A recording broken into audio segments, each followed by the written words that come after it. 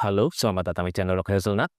Pada video kali ini saya akan menerapkan eksperimen apa yang sudah kita bahas mulai dari episode 1 sampai episode 3, yaitu sampai di tahap blooming ya. Nah, pertama-tama ini saya akan seduh kopi ini, Manoja Natural dari Hana Roastery. Nah, ini kalau kita lihat kopinya dia ada clue, dia ada rasa brown sugar. Nah, biasanya kalau sweetness dengan aroma rasa brown sugar ini kita bisa menandakan bahwa kopi ini memang dia mengarah ada ke bagian mouthfeel-nya atau bodinya. Kalau misalkan dia yang tipe-tipe kopi yang mouthfeel-nya dia tidak terlalu tebal, itu biasanya dia nanti rasanya itu dia seperti misalkan honey, nah itu biasanya atau nektarin, nah itu sweetness-sweetness tipe seperti itu dia menggambarkan yang memang dia kopinya lebih bright. Nah, kita akan eksperimen. Hari ini saya sudah siapkan ya beans-nya, sudah digiling. Tadi saya dengan Comandante, saya gunakan di 30 klik. Jadi kalau kopi-kopi seperti ini, saya suka seduh dengan arah yang lebih kasar, sesuai dengan teori kita kemarin, mulai dari yang kasar dulu. Nah, sini saya sudah siapkan ya kopinya tadi, barusan saya giling di 30 klik. Oke.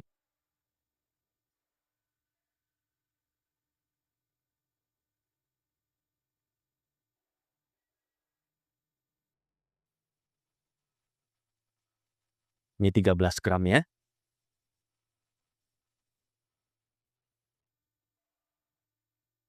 Lalu seperti biasa, sesuai juga dengan teori kita, saya nggak mau menambah variabel yang di luar kendali saya.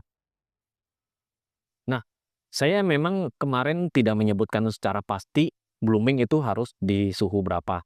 Itu tujuannya supaya teman-teman bisa eksperimen sendiri. Sekarang saya akan buktikan bahwa blooming itu pun bisa kita lakukan dengan suhu rendah. Nah, dengan suhu rendah ini, nanti dia akan ada beberapa kelebihan, seperti misalkan menghasilkan aroma kopi yang lebih intens, dan kopinya itu dia nanti rasanya akan cenderung lebih soft. Ini kita akan blooming kopinya.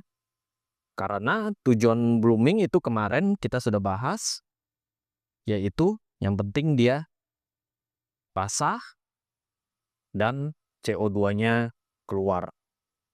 Nah, karena saya menerapkan blooming dengan suhu rendah, jadinya saya akan menunggu sesuai dengan teori kita kemarin, blooming itu bisa sampai 2 menit, atau bahkan kadang-kadang bisa sampai 3 menit.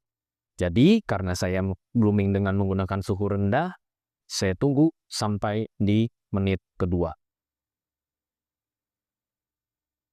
Oke, sekarang kita sudah masuk menit kedua. Saya akan lakukan tuangan kedua di suhu 90 derajat.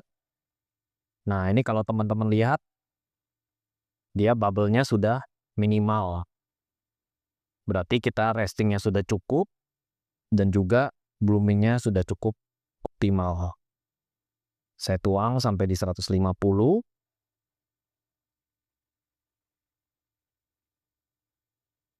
Kemudian tuangan terakhir di 200. Center pouring saja. Oke. Nah, jadi teman-teman begini ya. Saya memang tidak pernah mau menyebutkan angka pasti kita itu harus berapa. Yang penting apa yang kita kerjakan untuk resep kita itu ada dasar ilmiahnya. Jadi kita bisa coba-coba sendiri.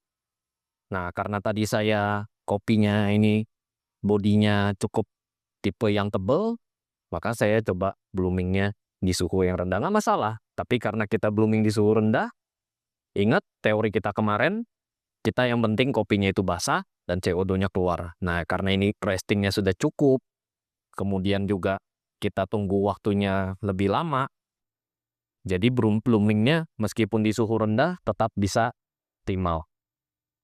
Nah, sekarang kita akan coba kopinya. Ini memang sesuai ekspektasi ya. Memang tujuan saya Ini akan tujuannya ini mau menurunkan supaya kopinya itu dia lebih kalem, lebih lembut, dan juga lebih juicy gitu ya. Ini enak. Nanti teman-teman boleh coba, silakan brewing dengan suhu rendah. Dan ini sebenarnya nanti akan berkaitan di episode kita berikutnya. Saya akan membahas tentang temperatur. Nah, faktor-faktor apa saja yang akan terpengaruh dari temperatur? Saya akan memandang dari dua aspek, yaitu secara fisika dan juga kimia. Nantikan minggu depan di hari Sabtu. Enjoy. Cheers. Bye-bye.